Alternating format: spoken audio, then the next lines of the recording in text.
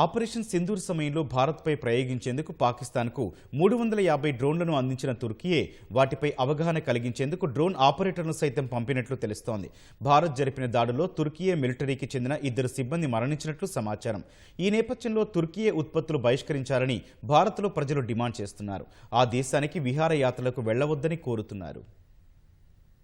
Operation Sindoor సమయంలో భారత్పై Turkiye విషం కక్కింది.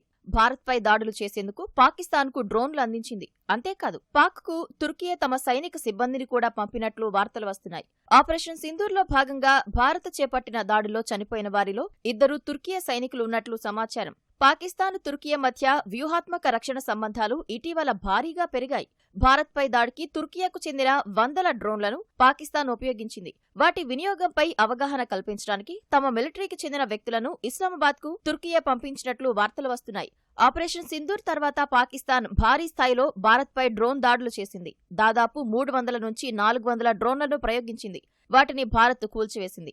ఆ శకలాలను ఫోరెన్సిక్ నిపుణులు పరీక్షించారు. అవన్నీ తుర్కీయకు చెందిన అసిస్గాడ్ సోనగర్ డ్రోన్లుగా ధృవీకరించారు.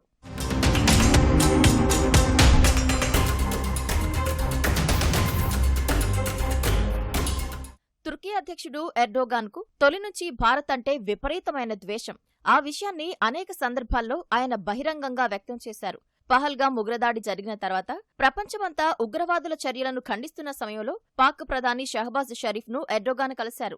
ఆ దేశానికి వత్తాసు పలికారు. పహల్గామ్ ఉగ్రదాడిని ఖండించలేదు సరికదా, మృతి చెందిన పర్యాటకుల కుటుంబాలకు సానుభూతి కూడా వ్యక్తం చేయడానికి ఆయన ఇష్టపడలేదు. పహల్గామ్ ఉగ్రదాడి జరిగిన తర్వాత ముస్లిం దేశాల్లో తుర్కీయే, అజర్బైజాన్ మాత్రమే పాక్కు మద్దతిస్తూ ప్రకటనలిచ్చాయి. కశ్మీర్ అంశంలో గతంలో ఎర్డోగాన్ అనేకసార్లు అంతర్జాతీయ వేదికలపై బహిరంగంగా భారత్పై విమర్శలు గుప్పించారు.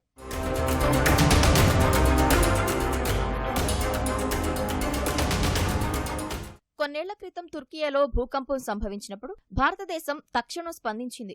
అన్ని విధాలా సాయంగా నిలిచింది. కానీ ఉగ్రదేశం పాకిస్తాన్కు బుద్ధి చెప్పేందుకు ఆపరేషన్ సింధూర్తో భారత్ విజృంభించిన వేళ పాక్కు తుర్కీయే ఆత్మాహుతి డ్రోన్లను అందించింది.